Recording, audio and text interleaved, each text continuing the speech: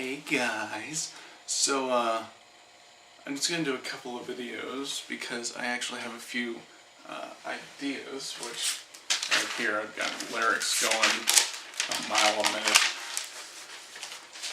but for a couple of new singy-songy videos, but they're not done, I'm busy. This is my last semester of college, so those probably won't be done for a little while. So I thought I'd do a couple more. I also have already done a little song video about getting drunk with my uncle, which I haven't uploaded yet. But if you're interested in that, let me know. So, but this is, I do, as you probably know, I do a few, every now and then I do some film reviews. And I've been thinking a lot more lately about how it would be kind of cool to maybe try to do them semi-professionally, like for local newspapers and stuff, which, may or may not work. I don't know how long, unfortunately, I don't know how long newspapers are going to be a thing. But I don't know, I thought it'd be fun to kind of just go through my film grading criteria. And so, this is the scale I've basically been using since high school. And it's a 1 to 10 because when I started reviewing films, it was on IMDb, and IMDb uses a 1 to 10. So I kind of built this. So I'm going to go through them, I'm going to skip around, and then I'm going to tell you what it comes down to, how I get there. So the star rating, again, 1 to 10. So I'm going to do 1, 3, 5, 6, 8, and 10 first, and then I'm going to do 2, 7, and 9 last, and we'll get to why. So, if I rate a film, TV show, video game, short film, did I say TV show, TV episode, anything that's on IMDb, if I give it a 1, but it's shit, right? It's complete crap. There's really no reason to watch it. I've sat through it probably with a beer in one hand and a friend on one side of me making fun of it, right? This is not a film that I'm going to probably pursue again unless I'm going to have a party with some more friends so we can MST3K the shit out of it.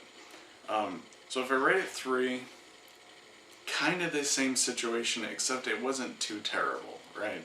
I mean, it was terrible, but in a fun way, like the whole so bad it's good situation, like Sharknado, right? Those films are terrible, but they're terrible in such a way that they're really fun, and I actually look forward to them. So basically, The Asylum, right? That's kind of that realm. It's 3 and 4, because 4, if I rate something 4, it's like 3, but there's something about it that's either it could have been good, or I really liked the plot, and it just wasn't executed well, right? So this is something like Zombies, which is a movie that's basically Jurassic Park within a zoo.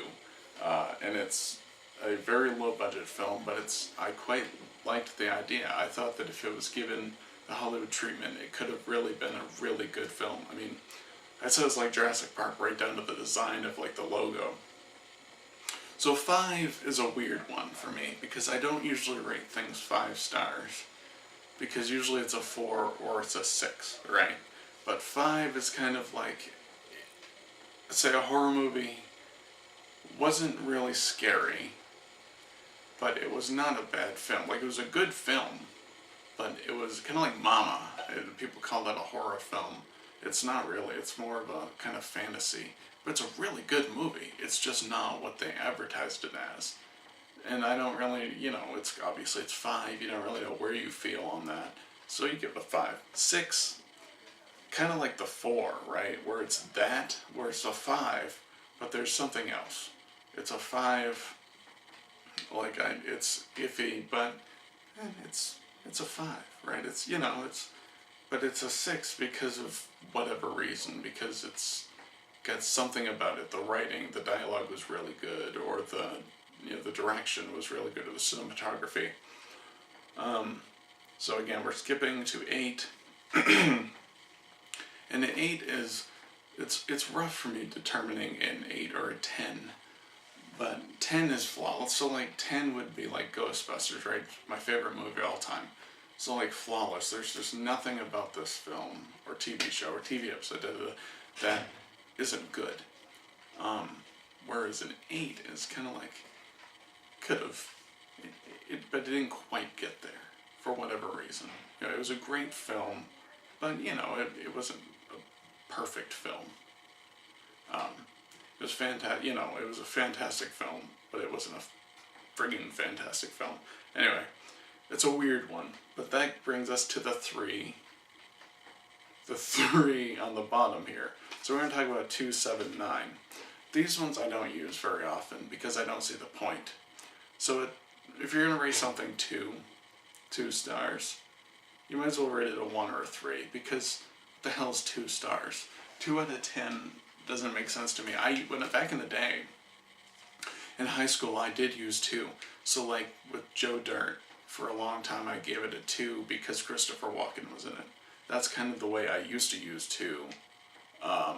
Where, you know, it's terrible film, but there's a celebrity in it that I like, and that was basically it. 7 is kind of the same way, where it's like, you know, it's in the middle of 6 and 8, obviously, but so it's like, where, you know, what, it feels weird. I can't explain 7 as well, because to me, I don't know, maybe it's the old superstition about it being unlucky, but rating a film 7 stars has always felt kind of weird for me. And then that brings us to 9, which, if you've gone that extra mile, just give it 10. That's kind of how I feel about it. You know, if it's not quite a 10, give it an 8. You know, 9 just feels weird. Whenever I see that I've rated something 9 now, like from the past, I'll actually bump it up because it's just a really weird rating. So how do I get here? How do I get to these numbers? Number of things. For me, number 1 is writing, for maybe some obvious reasons. This is about writing film reviews after all, so, but yeah, dialogue, story, all of that goes into it first, and then, of course, direction and production as a whole. You know, is that good? Is it worth a damn? I guess to give an example, like Ghostbusters, I felt like the writing, the directing, the production value, everything about it just worked. Whereas something like, geez, what is one that I've given a 1 to? I don't give too many films 1s anymore. I don't know. I know that was anticlimactic, but like, I don't know, like Sharknado, right? Let's look at that for a second. Like, the writing is terrible. Let's look at Sharknado 3. By that point in the series, they were purposely kind of being silly. So the writing is, it's kind of silly. It's not really meant to make you, what is this? Not meant to elicit a good review. The directing is kind of follows that pattern of let's just be silly. And the production value is complete shit, right? So, but then it comes down to one other thing, which is important. And this will determine everything. And if I ever do get into writing film reviews, this will actually be the last kind of short paragraph or under my star rating, which will be would I watch it again? And that's really what will determine whether it's above or below a 5 for me. Because, you know, I mean, I've taken DVDs like to Bull Moose, not just for the money, but because flat out this question is a no. I think regardless of it being a 1, 2, 3, 4, 5, 6, 7, 8, 9, 10, or 10,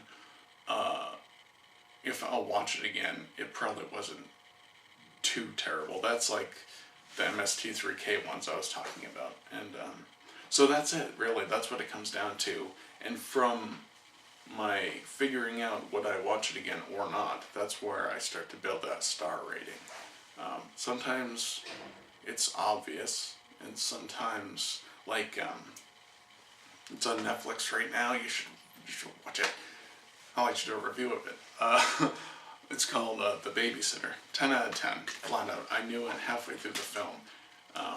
And then some, you're like, this is complete crap. But the other thing is, if I won't rate a film or do a review of a film if I've never sat through the whole thing. That's my other thing. But if I sit through the whole thing, that's another reason why I don't give out that many 1 stars, because those films I don't make it through as many anymore.